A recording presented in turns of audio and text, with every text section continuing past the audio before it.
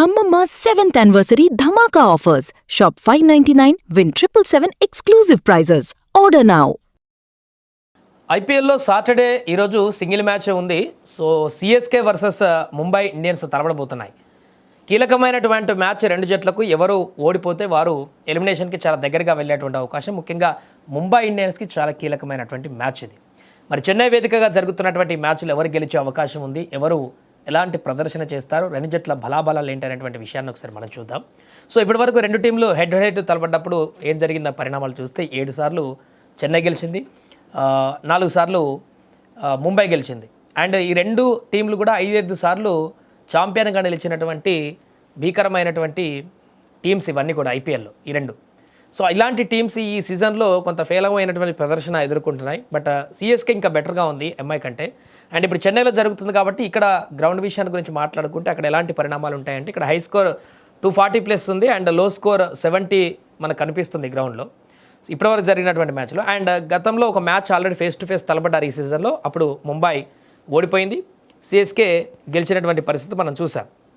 Average score వచ్చేసి ఇక్కడ 164 first batting ఉంది, సెకండ్ బ్యాటింగ్కి 151 సెకండ్ బ్యాటింగ్లో ఇక్కడ మనకు హై స్కోర్ కనిపిస్తుంది.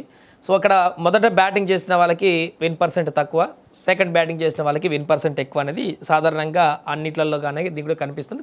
స్లైట్ మార్జిన్ మాత్రమే. అండ్ పేసర్లకి 64% అనుకూలంగా ఉంది గ్రౌండ్, 36% మాత్రమే స్పిన్నర్లకు అనుకూలంగా కనిపిస్తుంది గ్రౌండ్లో. గతంలో చెన్నై పిచ్ అంటేనే స్పిన్నర్లకి పెట్టింది పేరు, బట్ అది క్రమక్రమంగా మారుతూ వస్తున్నటువంటి క్రమంలో ఆ పిచ్లలో మార్పుల కారణంగా ఇప్పుడు కంప్లీట్గా పేసర్లకే అడ్వాంటేజ్గా మారింది. అండ్ బ్యాట్స్మెన్లకు కూడా గతంలోలాగా కాకుండా బ్యాట్స్మెన్లకు కూడా మంచిగా అనుకూలంగా మారినటువంటి పిచ్గా ఉంది చెన్నై. సో ప్రస్తుతం ఇక్కడ మ్యాచ్ జరగబోతుంది కాబట్టి మ్యాచ్లో రెండు బ్యాటింగ్ బలాల విషయానికి వస్తే ముందుగా ముంబై అండ్ సిఎస్కే గత మ్యాచ్లో చేసినటువంటి భారీ స్కోర్ నేపథ్యంలో ముంబై బ్యాటర్లందరూ కూడా మంచి ఫామ్లోకి వచ్చినట్టుగా చెప్పుకోవచ్చు. రెకెల్టన్ కానీ, విల్జాక్స్ కానీ, ఆ తర్వాత మిగతా బ్యాట్స్మెన్లు సూర్యకుమార్ యాదవ్ ఒక్కడు దారుణమైనటువంటి వైఫల్యాన్ని కనబరుస్తున్నాడు ఈ సీజన్లో. తను తప్ప హార్దిక్ పాండ్యా కూడా అనుకున్నంతగా రాణించట్లేదు, అక్కడక్కడ రాణిస్తున్నాడు. కానీ మిగతా లైనప్ అంతా కూడా బ్యాటింగ్లో తిలక్ వర్మ కానీ చాలా మంచి ఫామ్ కనబరుస్తున్నారు ముంబై ఇండియన్స్లో. ఇక్కడ సిఎస్కేకి వచ్చేవరకు సంజు శాంసన్ ఆడితేనేమో సిఎస్కే గెలుపు, ఆడకపోతే లేదు అన్నట్టుగా పరిణామం కొనసాగుతుంది.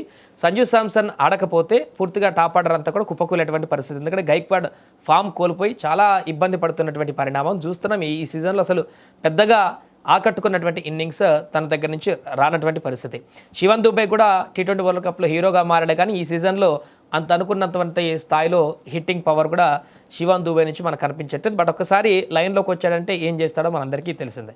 సో రెండు బ్యాటింగ్ విభాగాల్లోకి చూసినట్లయితే ముంబై ఇండియన్స్ అంటే గత మ్యాచ్లో వచ్చినటువంటి ఫామ్ను బట్టి చూస్తే రోహిత్ శర్మ కూడా లేడు, బట్ అయినా కూడా విల్జాక్స్ రావడం, రెకెల్టన్ ఫామ్లోకి రావడం, క్వింటన్ డికాక్ కూడా ఒక సెంచరీ చేసి అటువైపు ఉన్నాడు పక్కన. ఇంకా తను కూడా లైన్లోకి వస్తే ఇంకా స్ట్రాంగ్గా ఉండేటువంటి అవకాశం ఉంది. టీమ్ బ్యాలెన్స్లో వాళ్ళని ఎట్లా తీసుకుంటారనేది మనం చూడాలి. డెవిన్ బ్రేవిస్ కూడా తను రాణిస్తే సిఎస్కేలో కూడా మంచి స్ట్రాంగ్ టీమ్గా మనకు కనిపిస్తుంది. బట్ బ్యాటింగ్లో గత మ్యాచ్ కంపేర్ చేస్తే 240కి పైగా స్కోర్ చేశారు ముంబై, అయినా కూడా ఓడిపోయారు. బట్ ఆ పరిస్థితి చూస్తే, ఆ ఫామ్ను చూస్తే సిఎస్కేతో మ్యాచ్లో ఖచ్చితంగా ముంబై బ్యాటింగ్ ఆర్డర్ చాలా స్ట్రాంగ్గా ఉన్నట్టు కనిపిస్తుంది. అండ్ ఇక బౌలింగ్ విషయానికి వస్తే ముంబై అండ్ సిఎస్కే విషయంలో చూడ్డానికి మాత్రము బీభత్సంగా ముంబై ఇండియన్స్ బౌలింగ్ పేర్లు కనిపిస్తున్నాయి. ఎందుకంటే స్టార్స్ అందరూ అలానే ఉన్నారు. బుమ్రా, బోల్ట్, మిగతా బౌలర్లందరూ కూడా దాంట్లో స్పష్టంగా చాలా ఎఫెక్టివ్గా మనకు కనిపిస్తున్నారు. దీపక్ చాహర్ కానీ, ట్రెంట్ బోల్ట్ కానీ. అండ్ లాస్ట్ మ్యాచ్లో అయితే దీపక్ చాహర్ని ఇంపాక్ట్లో తీసుకున్నారు, ఎందుకు ఆడనివ్వకుండా తీసుకున్నారో అర్థం కాదు, ఒక పెద్ద కాంట్రవర్సీ అయింది. ఇక సిఎస్కేలో బౌలింగ్ విషయానికి వస్తే కాంబోజ్ అద్భుతంగా రాణిస్తున్నాడు. నూర్ అహ్మద్ కూడా ఈ గత 2-3 మ్యాచ్ల నుంచి మంచి ఫామ్లోకి వచ్చేసాడు. సో బౌలింగ్ విభాగంలో చాలా స్ట్రాంగ్గా ముంబై కంటే కూడా ఆన్ పేపర్ కాకుండా ఇప్పుడున్నటువంటి ఫామ్లో చూస్తే సిఎస్కే చాలా బలంగా కనిపిస్తుంది. బౌలింగ్ విభాగంలో కంబోజ్ రావడం, నూర్ అహ్మద్ కంబ్యాక్ రావడం, అదేవిధంగా మ్యాట్ హెన్రీ ఉన్నాడు, తను కూడా లైన్లోకి వస్తే అద్భుతంగా ముఖేష్ చౌదరి కూడా రాణిస్తున్నటువంటి పరిస్థితి.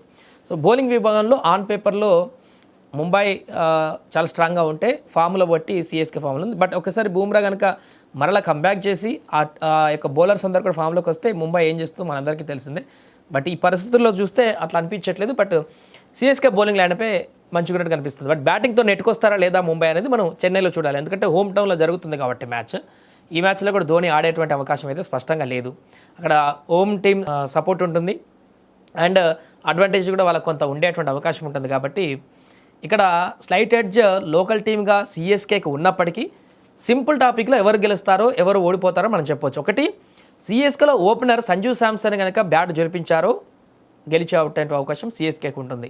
ఇన్ కేస్ సంజు రాణించలేదా ఖచ్చితంగా ముంబై గెలిచేటువంటి అవకాశం ఉంటుంది. అండ్ బౌలింగ్లో ఒకవేళ ఇంపాక్ట్ బాగా చూపించగలిగితే సిఎస్కే ముంబై గెలిచేటువంటి అవకాశం ఉంటుంది. బట్ కానీ ఇది డూ ఆర్ డై మ్యాచ్ కాబట్టి ఓడిపోతే ఖచ్చితంగా ఎలిమినేషనే, ముంబైకి ఇంకా ఆప్షన్ లేదన్నట్టు పరిస్థితి కాబట్టి ముంబై గెలవడానికే కొత్త ప్రయోగాలు కూడా చేసే అవకాశం ఉంది. అవసరమైతే సూర్యకుమార్ యాదవ్ని కూడా పక్కన పెట్టే అవకాశం, కొత్త ప్లేయర్ని కూడా ఇంట్రడ్యూస్ చేసే అవకాశం ఉంటుంది కాబట్టి ముంబై గెలవడానికి ప్రయత్నాలు చేస్తుంది కాబట్టి 100కు 200%.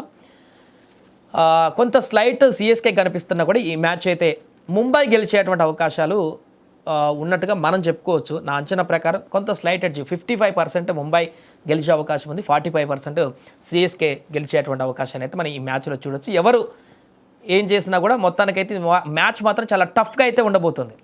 లో స్కోర్ గేమ్ అయినా హై స్కోర్ గేమ్ అయినా చాలా టఫ్ ఫైట్ అయితే ఈ మ్యాచ్లో ఉండబోతున్నట్టుగా మనం చెప్పుకోవచ్చు.